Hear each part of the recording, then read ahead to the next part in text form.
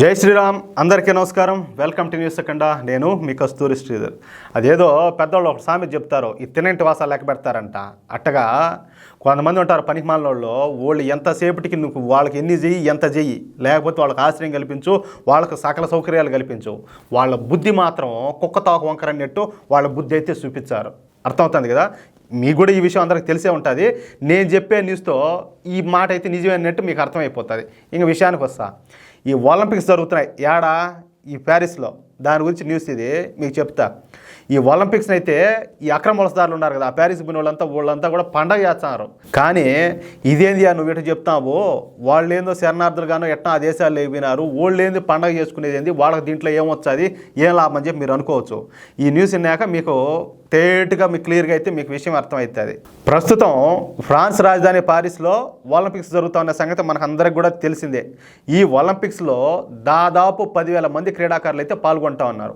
ఇక వీళ్ళకి సంబంధించిన కోచ్లు, అలాగే మేనేజర్లు, ఇతర సిబ్బంది కలిసి దాదాపు 30,000 మంది వరకు ఉంటారు. ఇక ఈ ఒలింపిక్స్ ప్యారిస్లో జరుగుతున్నందువలన ఇటు ఒలింపిక్స్ను చూడడానికి, అటు ప్యారిస్ను చూడడానికి అన్నట్టు 1,00,000 మంది వరకు టూరిస్టులు ప్యారిస్కి అయితే వచ్చినారు. ఇక మిగిలిన వాళ్ళతో కలుపుకొని మొత్తంగా అయితే 1,50,000 మంది అతిథులతో ప్యారిస్ నగరం అయితే కిటకిటలాడిపోతుందంట. ఇక ఇదే అదునుగా ప్యారిస్లోని అక్రమ వలసదారులు పండగ చేసుకుంటున్నారు. అది ఎట్టయ్య అంటారా, ఎక్కడ ఏ చిన్న అవకాశం వచ్చినా కూడా దాన్ని వదులుకోకుండా ఈ ప్యారిస్ ఒలింపిక్స్ను నాశనం చేయడానికైతే ఈ మున్నాకోరి యదువులంతా కూడా ఇష్ట ప్రయత్నం చేస్తూ ఉన్నారు. ఒంటరిగా ఎవరైనా కానీ మహిళలు కనుక కనపడితే, ఆడవాళ్ళు కనుక కనపడితే వాళ్ళ మానభంగాలు చేయడం, లేకపోతే ఈ ఆడడానికి వచ్చి ఉంటారు కదా ప్లేయర్స్, ఈ క్రీడాకారుల వస్తువులు కనపడితే వాటిని దొంగిలించడము, లేకపోతే ఈ ఒలింపిక్స్ సంబంధించినటువంటి ఏదో ఒక నిర్మాణాన్ని దాన్ని కూల్చేయడం, దాంతో ఏంటంటే అదొక ఆనందం, పైశాచిక ఆనందం. ఇటువంటి నిష్ఠ దరిద్ర పనులన్నీ చేస్తారు, రాక్షస ఆనందం పొందుతారు అక్కడ ఉన్నటువంటి ఈ అక్రమ చొరబాటుదారులు, అలాగే శరణార్థుల రూపంలో ఉన్నటువంటి ఈ నీచులంతా కూడా. తమకు ఆశ్రయం ఇచ్చిన దేశం ఫ్రాన్స్ అన్న కనీస విశ్వాసం కూడా లేకుండా ఫ్రాన్స్ నాశనాన్ని ఈ అక్రమ వలసదారులు అయితే కోరుకుంటా ఉన్నారు. ఇప్పటికే మొన్న పారిస్లోని ఈ రైల్వే నెట్వర్క్పై సైబర్ దాడులు చేసిన ఈ నికృష్టులు ఏందయ్యా అంటే, ఇప్పుడు కొత్తగా పారిస్లోని విద్యుత్ శాఖపై పడినారయ్యా.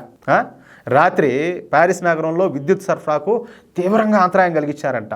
దీని మూలంగా ఏంటంటే ప్యారిస్ నగరంలో చాలాసేపటి వరకు కరెంట్ లేకుండా పోయింది. అది కూడా ఒలింపిక్స్ జరుగుతూ ఉన్నప్పుడు ఇటువంటి ఘటనలు జరగడం తీవ్ర దురదృష్టకరం. తమ దేశంలోకి అక్రమ వలసదారులను ప్రోత్సహించినందుకు ఫ్రాన్స్ ఇప్పుడు ఏంటంటే నెత్తి నీరు బాదుకుంటుంది. అట్ట కాదు, మన భాషలో చెప్పుకోవాలంటే దాన్ని మెట్టు అదే కొట్టుకుంటుంది అట్ట. ఇక ఇప్పుడు ఏడ్చి ప్రయోజనం లే. ఇక మిగిలిన ప్రపంచ దేశాలైనా ఫ్రాన్స్లో జరుగుతున్న సంఘటనలు చూసి బుద్ధి తెచ్చుకోవాలి. ముఖ్యంగా భారతదేశం, లేదంటే మన పని కూడా ఇంకంతే సంగతిలో. ఇప్పుడు మనకు తెలిసిందే కదా, ఈ బంగ్లాదేశ్ నుంచి, అలాగే మయన్మార్ నుంచి చాలామంది ఏంటంటే భారతదేశం మొత్తం అంతా వచ్చేసి ఉన్నారు. ఏది ఈ చొరబాట్లదారు రూపంలో ఏడోసాట వాళ్ళని ఏదో ఒక విధంగా మేనేజ్ చేసుకునేది, ఈ సొరంగాలు ఇంకోటో రకరకాలుగా మనం గతంలో కూడా కొన్ని న్యూస్ చెప్పినాం. ఆ విధంగా ఏదో ఒక రూపంలో వచ్చేది, ఏడుండిపోయేది. ఏడుండేవాళ్ళు ఏం తెలిసినా వీళ్ళకి పనులు కావాలా, డబ్బులు తక్కువ ఖర్చు అవ్వాలా, ఎక్కువ ఆదాయం కావాలా, వీళ్ళు ఏంటంటే ఎవడనేది కూడా పట్టించుకోరు. మన పని జరుగుతుందా, 10 రూపాయలు డబ్బులు వస్తుందా, 10 రూపాయలు డబ్బులు మిగులుతుందా, ఇది మన వాళ్ళకి కావాల్సింది. ఇంకా రాజకీయ నాయకుల విషయానికి వస్తే వాళ్ళకి ఏంటంటే ఓట్లు కావాలా. అందులో ఆ వర్గానికి సంబంధించిన వాళ్ళు అయితే ఏం వాళ్ళకి ఆధార్ కార్డు, అట్లాగే ఈ ఓటర్ కార్డు ఇది చేసామంటే దబ్బుకొచ్చి కళ్ళు మూసుకొచ్చి ఓటేస్తారు. ఓటేదని వాళ్ళకి అంత ఎంతో డబ్బులు వచ్చాయి. వీళ్ళకి కావాల్సింది ఆ ఓట్లే. వాళ్ళకి ఏంటంటే ఓకే, మన మతానికి సంబంధించిన వాళ్ళు, మన మతానికి సపోర్ట్ చేసే వాళ్ళకి మనం ఓటేస్తాం అనేది వాళ్ళకి అదొక తృప్తి. ఇట్లా దీన్ని బట్టి ఏంటంటే దీనివల్ల మన దేశం కూడా ఎన్నో ఇబ్బందులు పడేదానికి అవకాశం ఉండాలి. భారతీయులు ప్రతి ఒక్కరు కూడా, ఇప్పుడు నేనే మన ఛానల్ న్యూస్ సెకండా ఛానల్ ఉండాలి, వాడెవడో 5,000కి పని చేస్తానని చెప్పి వచ్చాడో వాడిని పెట్టుకుంటే ఏమవుతుంది, పోతా నన్నే బేపించిపోతాడు వాడు. అట్ట ఎవరైనా కూడా ఏదో 10 రూపాయలు తక్కువ వచ్చారు, లేకపోతే మన పని జరుగుతుంది అనుకొని ఎట్టి పరిస్థితుల్లో అనామకులను అయితే ఎప్పుడు కూడా పనిలో పెట్టుకోవద్దు. దానివల్ల ఏంటంటే మీరు, మీ కుటుంబం మొత్తం అంతా రోడ్డున పడుతుంది. చెప్పాలంటే ఒక్కోసారి అయితే అది కూడా లేకుండా పోయే పరిస్థితి ఉండాలి, కుటుంబమే లేకుండా పోయే పరిస్థితి ఉండాలి. కాబట్టి ఎప్పుడు కూడా అనామకులకి ముక్కు మోహం తెలియని వాళ్ళకి ఆశ్రయం ఇద్దు. అలాంటి వాళ్ళు ఎవరైనా మీ గంట కనుక కనపడితే పోలీస్ స్టేషన్లో ఇన్ఫామ్ చేయండి. మీరు ఒక్కరే బాగాలేకపోయినా కూడా మనలాంటి వాళ్ళు 10 మంది ఉంటారు కదా, నాయన ఇట్టుంది, ఎవరెవరో ముక్కు మోహం తెలియని వాళ్ళు అంతా ఉన్నారు, వాళ్ళు ఎవరు కనుక్కుందరా అని చెప్పి తొడకపోండి పోలీసు వాళ్ళ.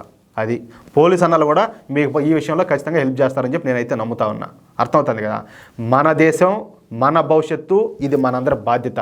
ఇదైతే ఎవరు కూడా మర్చిపోవద్దు. ఓకే, ఈ వీడియోపై మీ యొక్క అమూల్యమైన అభిప్రాయాలను ప్రతి ఒక్కరు కూడా ఖచ్చితంగా కామెంట్ రూపంలో తెలియజేయాలని చెప్పి కోరుకుంటూ, అలాగే ఈ వీడియో నచ్చితే దయచేసి మన వీడియోని లైక్ చేయడంతో పాటు ఈ వీడియోని వీలైనంత మందికి జాతీయవాద మిత్రులకు అలాగే జాతీయవాద గ్రూపులోనూ ప్రతి ఒక్కరికి షేర్ చేయాలని మిమ్మల్ని అందరినీ పేరు పేరున కోరుకుంటా ఉన్నా.